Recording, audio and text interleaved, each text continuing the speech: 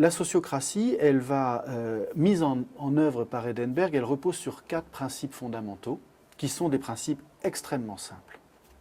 Et dans ces 4 principes fondamentaux, il y en a 2 qui me semblent les plus féconds, les plus peut-être intéressants à utiliser à Nouvelle Donne ou dans tout groupe qui essaye d'avoir une manière nouvelle de prendre des décisions. La première chose, c'est que une structure sociocratique va se superposer au mode d'organisation de l'entreprise, ou de l'association, ou de l'hôpital, ou de l'école, etc., dans laquelle elle est utilisée.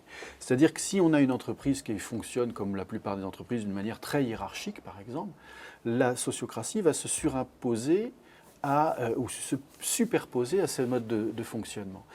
Et l'idée est de dire, cette structure hiérarchique de l'entreprise, elle est bien pour tout ce qui est du domaine opérationnel, c'est-à-dire comment on fait.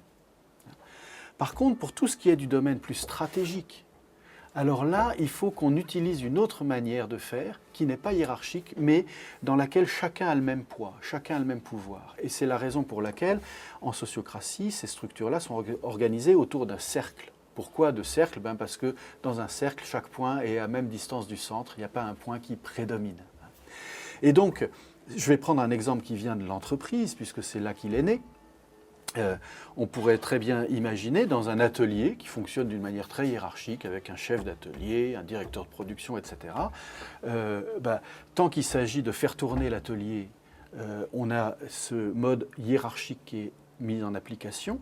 Par contre, lorsqu'il s'agit de réfléchir à comment l'atelier pourrait s'organiser autrement, comment la répartition du travail dans cet atelier pourrait se faire peut-être différemment, et là on est sur des prises de décision qui sont beaucoup plus politiques, et bien là, ces prises de décision se prendraient dans un cercle où chacun, qu'il soit chef d'atelier ou simple ouvrier dans l'atelier, aurait le même rôle et la même participation à cette prise de décision.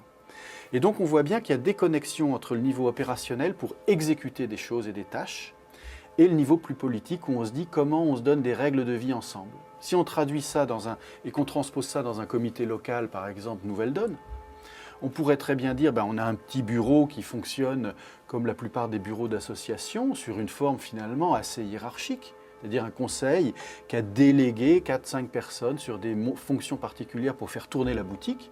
Voilà.